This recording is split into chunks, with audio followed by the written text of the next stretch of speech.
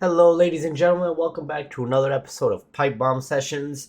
Now that the official retirement of John Cena has occurred, he did indeed give up, just as Gunther said he would make Cena give up and break his spirit at Saturday night's main event during Cena's last match. I will say, though, man, the card itself overall wasn't too bad. I mean, hey, it was cool seeing some of these young stars get a little bit of a showcase on one of the more highly promoted cards. I'm not gonna say a PLE because Saturday Night's main event is not a PLE, no matter how WWE or anyone else tries to even throw that into your heads. It is not a PLE, ladies and gentlemen. Do I think now that Cena's tour is over, overall they did great? No.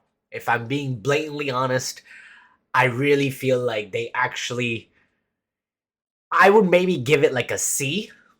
Uh, I'd hate to give it a C minus or a D just because I feel like that would be a little unfair. At the same time, there's no chance in hell am I giving it higher than a C.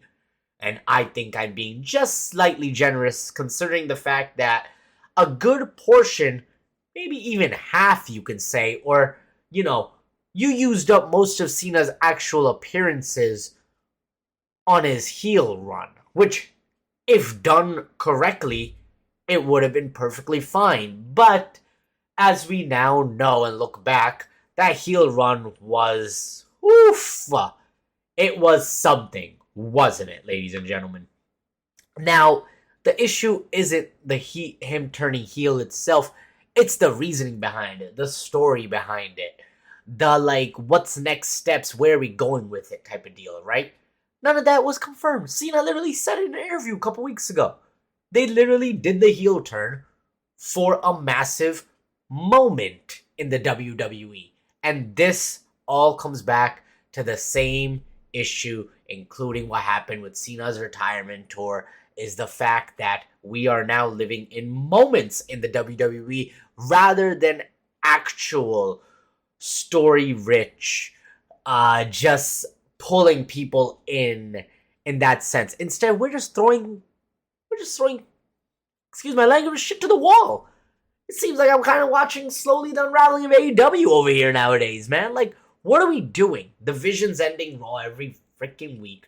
Awesome. They take someone out, they kill someone, whatever the situation may be, right? Awesome. But forget even that, right? We come back to the Cena retirement tour. The Cena retirement tour, you turned him heel, you had him face, okay, some people that apparently there's still controversy. Was it Cena who's picking his opponents? Was it Triple H who's doing it? Was it a mix of both? Did Cena just get a say, possibly? Cena says straight up, it wasn't under his control whatsoever. It was all Triple H, WWE, all this. I mean, I don't see why Cena would be lying to the crowd and the fans. Okay, we get it. And on top of that, he got nothing to lose. He's leaving. He's gone now. Peace out. We know who did the retirement tour. Everybody who was attending Saturday Night's main event knew and, man, deafened that man with booze when he came out. That was Triple H. People are really, really against Triple H, man. They really think that he's on this type of weird run where he doesn't really know what type of stories he wants. He's on this ego run, quote unquote. I'm not really sure.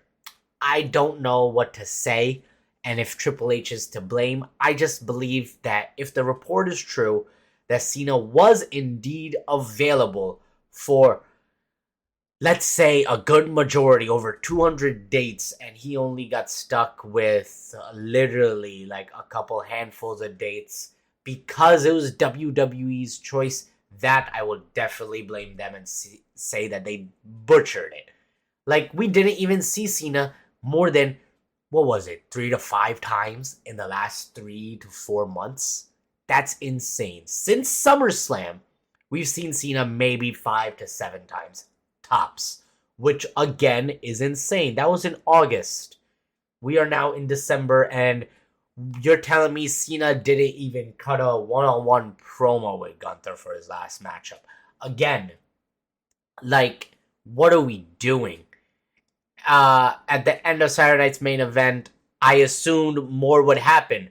You just had a bunch of superstars come and surround the ring. You had Cena hold up both titles one last time. I get it.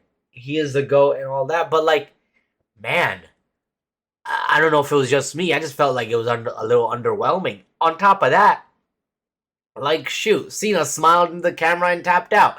Kind of seemed like he was not only giving us a message with that tap out, he was giving everybody in the back a message with that tap out. Saying, like, yo, I'm officially done. But at the end of the day, he wasn't trying to lose. Like, Gunther can come out on Monday Night Raw and talk all this smack he wants. At the end of the day, someone goes back and watch that match. Cena was smiling when he tapped you, bro. I mean, obviously Cena didn't give up. He didn't want to go have the match go longer. I get it. It is what it is. Did I think Cena was gonna win? No. Did I think there was spurts in that match where he could have won? Absolutely. And was that matchup better than expected? For sure. But overall, Cena's tour, man. Oh my god. I can't believe I'm even saying this or thinking about saying this, but I really do think VKM. We know who VKM is, right?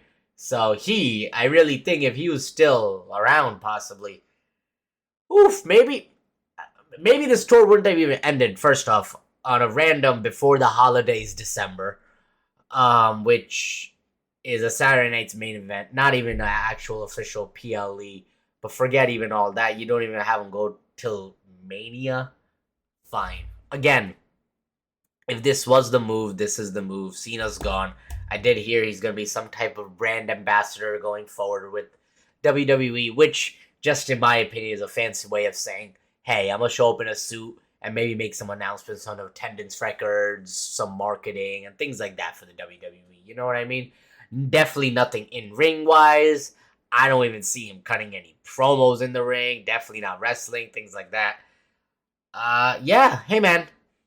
Good luck to Cena. We'll be seeing him on the big screen in some sort of movie form, I'm sure, in the near future. However, just for the time being and just going forward, he's only going to be that. A movie star sitting in the big screens because he is officially retired.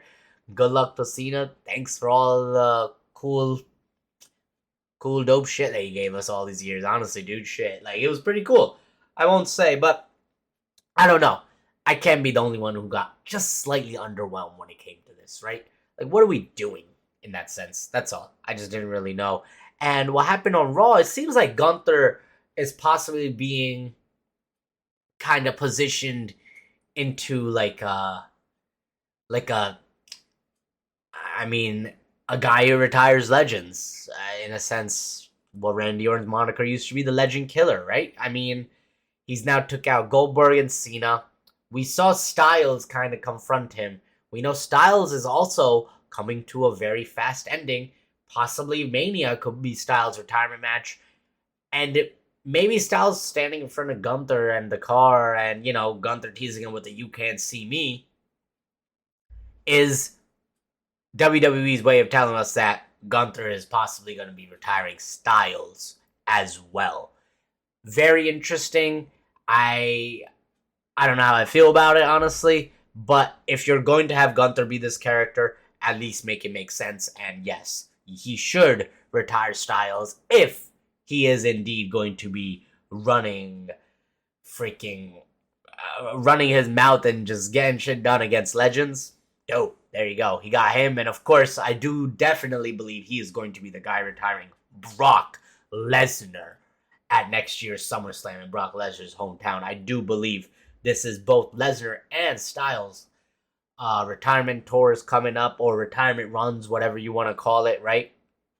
And Gunther will be at least part of one, if not both people retiring. Hey, I can see it happening.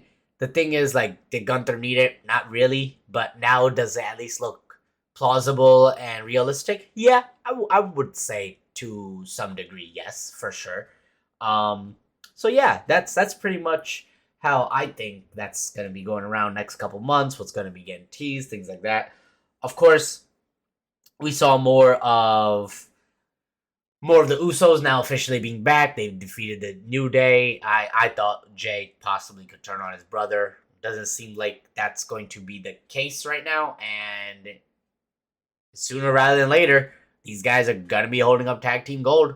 And once they do, I expect the tribal chief, OTC to return and go after the gold he wants to go after. And guess what? Maybe Braun Breaker does actually beat Punk on that first Raw of the new year. Roman ends up winning the Rumble in Saudi. Braun versus Roman at WrestleMania. You could book it that way. There wouldn't be anything wrong with it. Is that the way they want to go, though? That's the question, right? I don't know. I could definitely see Braun Breaker taking that title off Punk for sure. The only way Braun doesn't win that title, truthfully, off of Punk is, like, Punk's gonna need some help. Okay, maybe that help could come in the form of LA Knight, yeah. But I'd say, why even do that when 3 weeks later you're gonna be in Saudi for the Rumble? You might as well save all your hyped returns for that. Just in my view, you know? I don't know what the Vision's gonna be doing. Of course, the Vision's Logan Paul faced Rey Mysterio in the main event. And as, of course, Paul was looking to win, Vision tried coming out assisting. Punk comes out with a chair. Masked Man comes out again. However, instead of leaving, he actually reveals himself to be none other than, yes, ladies and gentlemen, it is Austin Theory. He got a little bit of a haircut, it seems, but I actually think this is very interesting. Austin Theory seemed to be staring right at Punk. He also attacked Punk. Yes, he has been helping the Vision. Correct. Paul Heyman says that he never knew who the Masked Man was. Of course, we're going to find this out next week, if that is indeed true or not. But the fact that Paul Heyman's saying he didn't know who it was, and the fact that the Vision didn't seem like they actually knew who it was, can Austin Theory be working for the former leader of the Vision?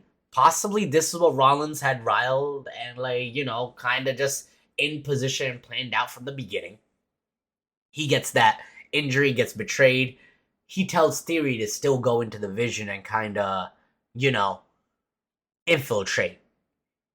Be his eyes and ears, possibly, within the Vision.